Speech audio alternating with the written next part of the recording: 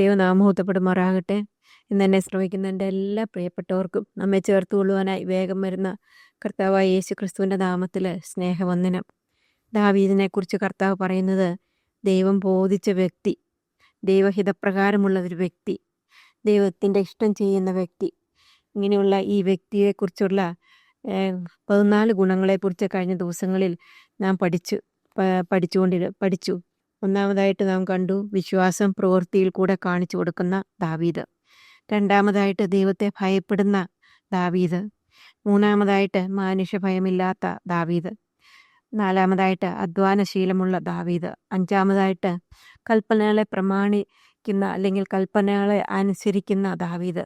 ആറാമതായിട്ട് നീതിമാനായ ഒരു രാജാവ്.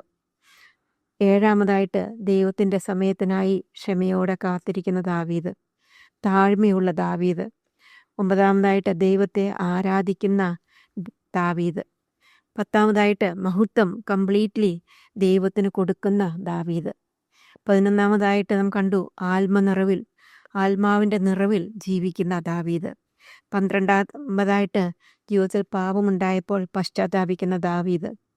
13ാമതായിട്ട് നാം കണ്ടു, ദൈവത്തിനായിട്ട് കൊടുക്കുന്ന ദാവീദ്. 14ാമതായിട്ട് നാം കണ്ടു, ദൈവത്തോടു കൂടെ നടക്കുന്ന ദൈവം ദാവീദിനോട് കൂടെ നടന്നു, ദാവീദും ദൈവത്തോടു കൂടെ നടന്നതായിട്ട് നമുക്ക് കാണുവാനായിട്ട് സാധിക്കും. ഇങ്ങനെയുള്ള വിശേഷണങ്ങളുള്ള ദാവീദിനെ കുറിച്ച് നമ്മൾ പഠിച്ചു. ഇങ്ങനെ ദൈവത്തോടു കൂടെ നടന്ന, ദൈവം കൂടെ നടന്ന ദാവീദിൻ്റെ ജീവിതത്തിൽ അനേക അനുഗ്രഹങ്ങൾ ലഭിക്കുന്നതായിട്ട് നാം കാണുന്നുണ്ട്. നമുക്ക് ദൈവം നമുക്ക് ചിന്തിക്കുമ്പോൾ ദൈവം ദാവീദിന് വാഗ്ദത്തം നൽകുന്നു എന്ന് നമുക്ക് കാണുവാനായിട്ട് സാധിക്കും. അനേകരെക്കുറിച്ച് നമ്മൾ പഠിക്കുമ്പോഴൊന്നും അവർക്ക് ചിലർക്കൊക്കെ ദൈവം വാഗ്ദത്തം കൊടുക്കുന്നുണ്ട്. അബ്രഹാമിനെ കുറിച്ച് പഠിക്കുമ്പോൾ ദൈവം അബ്രഹാമിന് വാഗ്ദത്തം കൊടുക്കുന്നതായിട്ട് നമുക്ക് കാണുന്നുണ്ട്. എന്നാൽ ചുരുക്കം ചിലരെ പഠിക്കുമ്പോൾ മാത്രമേ വാഗ്ദത്തം ദൈവം അവർക്ക് കൊടുക്കുന്നതായിട്ട് കാണുന്നുള്ളൂ. ദാവീദിനെ കുറിച്ച് പഠിക്കുമ്പോൾ ഈ വലിയവനായ ദാവീദിന്, ദൈവത്തിൻ്റെ മുമ്പാകെ ഏറ്റവും താഴ്ന്ന ദാവീദിനെ ദൈവം മാനിക്കുകയും വാഗ്ദത്തം കൊടുക്കുകയും ചെയ്യുന്നതായിട്ട് കാണുവാനായിട്ട് സാധിക്കും. നമുക്ക് 2 ശമൂവേൽ 7:9 മുതലുള്ള കുറച്ച് വാക്യങ്ങൾ വായിക്കാം. നീ സഞ്ചരിച്ചു വന്ന എല്ലായിടത്തും ഞാൻ നിന്നോട് കൂടി ഇരുന്നു. നിന്റെ സകല ശത്രുക്കളെയും നിന്റെ മുമ്പിൽ നിന്ന് ഛേദിച്ചു കളഞ്ഞിരിക്കുന്നു. ഭൂമിയിലുള്ള മഹാന്മാരുടെ പേർ പോലെ ഞാൻ നിന്റെ പേർ വലുതാക്കും. ഞാൻ എൻ്റെ ജനമായ ഇസ്രായേലിന് ഒരു സ്ഥലം കൽപ്പിച്ചു കൊടുക്കുകയും അവർ സ്വന്തം സ്ഥലത്ത് പാർത്ത് അവിടെ നിന്ന് ഇളകാതിരിക്കുകയും അവരെ നടുകയും ചെയ്യും. പണ്ടത്തെ പോലെ എൻ്റെ ജനമായ ഇസ്രായേലിന് ഞാൻ ന്യായാധിപന്മാരെ കൽപ്പിച്ചാക്കിയ കാലത്തെ പോലെയും ഇനി ദുഷ്ടന്മാർ അവരെ പീഡിപ്പിക്കുകയില്ല. ഞാൻ നിന്റെ സകല ശത്രുക്കളെ അടക്കി നിനക്ക് സ്വസ്ഥത നൽകും. അത്രയുമല്ല, യഹോവ നിനക്കൊരു ഗ്രഹം ഉണ്ടാക്കുമെന്ന് യഹോവ നിന്നോട് അറിയിക്കുന്നു. നിന്റെ ഉദരത്തിൽ നിന്ന് പുറപ്പെടുവാനിരിക്കുന്ന സന്തതി നിന്റെ ആയുഷ്കാലം തികഞ്ഞിട്ട് നിന്റെ പിതാക്കന്മാരോട് കൂടെ നീ നിദ്ര കൊള്ളുമ്പോൾ ഞാൻ നിനക്ക് പിന്തുടർച്ചയായി സ്ഥിരപ്പെടുത്തുകയും ചെയ്യും. അവൻ്റെ രാജ്യത്വം ഉറപ്പിക്കുകയും ചെയ്യും. അവൻ എൻ്റെ നാമത്തിനൊരു ആലയം പണിയും. ഞാൻ അവൻ്റെ രാജ്യത്വത്തിൻ്റെ സിംഹാസനം എന്നേക്കും സ്ഥിരമാക്കും. ഞാൻ അവന് പിതാവും അവൻ എനിക്ക് പുത്രനുമായിരിക്കും.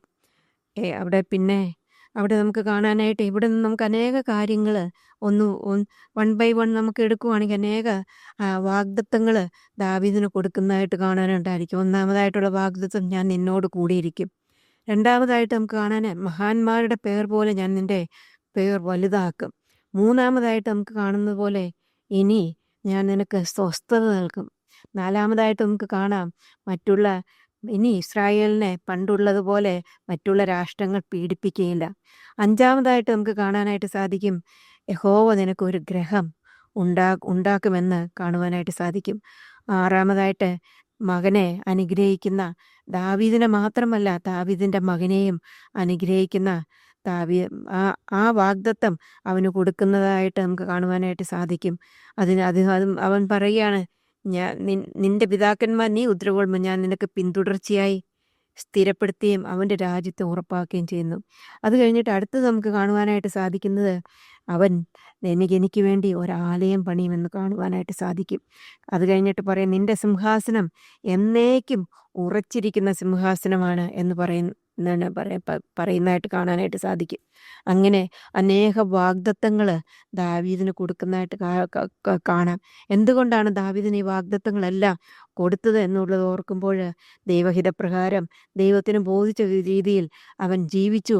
അവൻ്റെ ജീവിതം അങ്ങനെയായിരുന്നു എന്നുള്ളത് നമുക്ക് മനസ്സിലാക്കുവാനായിട്ട് സാധിക്കും. നമുക്ക് അത് കഴിഞ്ഞ് ദിനവൃത്താന്തം 29 അധ്യായത്തിൻ്റെ 28 വാക്യത്തിൽ നാം കാണുന്നത്, ഒന്ന് ദിനവൃത്താന്തം 29 അധ്യായത്തിൻ്റെ 28 വാക്യത്തിൽ നാം കാണുന്നത് ഇങ്ങനെയാണ്. ദാവീദിനെക്കുറിച്ച് പറയുമ്പോൾ പറയുന്നത്, അവൻ നന്ന വയസ്സ് എന്നവനും. അവനെക്കുറിച്ച് പറയുമ്പോൾ അവൻ്റെ 27 മുതലുള്ള വാക്യത്തിൽ 29ൻ്റെ 27 മുതലുള്ള അവൻ ഇസ്രായേലിൻ്റെ വാണകാലം 40 സംവത്സരമായിരുന്നു. അവൻ 7 സംവത്സരം ഹെബ്രോനിലും 31 സംവത്സരം യെരുശലേമിലും വാണു. അവൻ നന്ന വയസ്സ് എന്നവനും ആയുസ്സും ധനവും മാനവും തികഞ്ഞവനായി മരിച്ചു. എത്രയോ അനുഗ്രഹിക്കപ്പെട്ട ഒരു ജീവിതമാണ് ദാവീദിനുണ്ടായിരുന്നെന്ന് നമുക്ക് കാണുവാനായിട്ട് സാധിക്കും. 40 വർഷക്കാലം അവൻ രാജാവായിട്ട് വാണു എന്നുള്ളത് നമുക്ക് കാണുവാനായിട്ട് സാധിക്കും. അങ്ങനെ വാണ ആ ദാവീദിനെക്കുറിച്ച് പറയുമ്പോൾ അവൻ നന്ന വയസ്സ് എന്നവനായിട്ട് മരിച്ചു. മാത്രമല്ല അവന് ധനവും മാനവും തികഞ്ഞവനായി മരിച്ചു എന്ന് കാണാനായിട്ട് സാധിക്കും.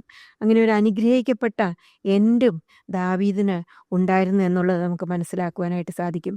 മാത്രമല്ല രാജാക്കന്മാരുടെ പുസ്തകം വായിക്കുമ്പോൾ അനേക രാജാക്കന്മാരെക്കുറിച്ച് വായിക്കുമ്പോൾ അവർ എൻ്റെ ദാസനായ ദാവീദിൻ്റെ വഴിയിൽ നടന്നിട്ടില്ല എന്ന് പറയുമ്പോൾ, അങ്ങനെ മറ്റനേകരെക്കുറിച്ച് പറയുമ്പോൾ അവർ എൻ്റെ ദാസനായ അതിനൊരു മോഡലായിട്ട് പറയുന്നത് ദാവീദിനെ പോലെ നടന്നു എന്നുള്ളതാണ്.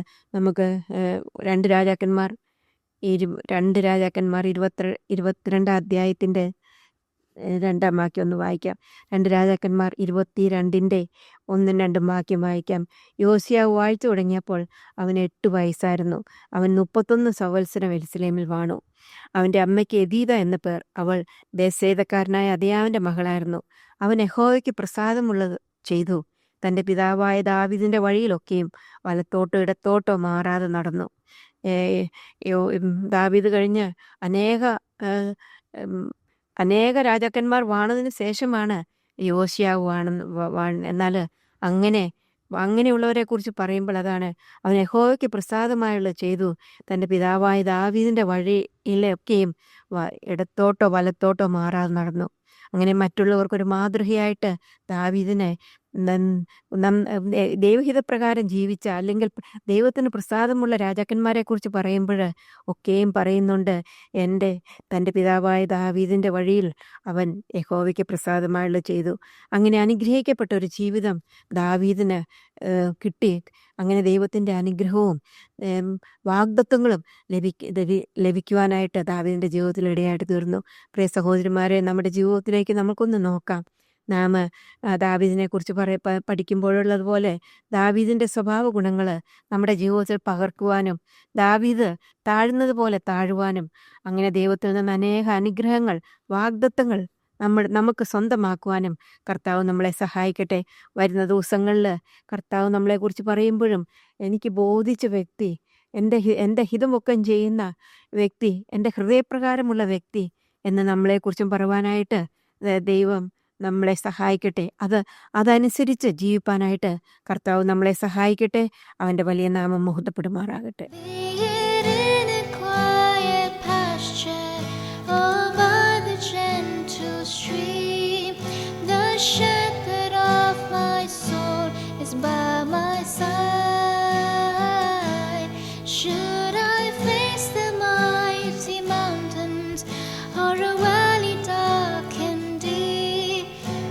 Share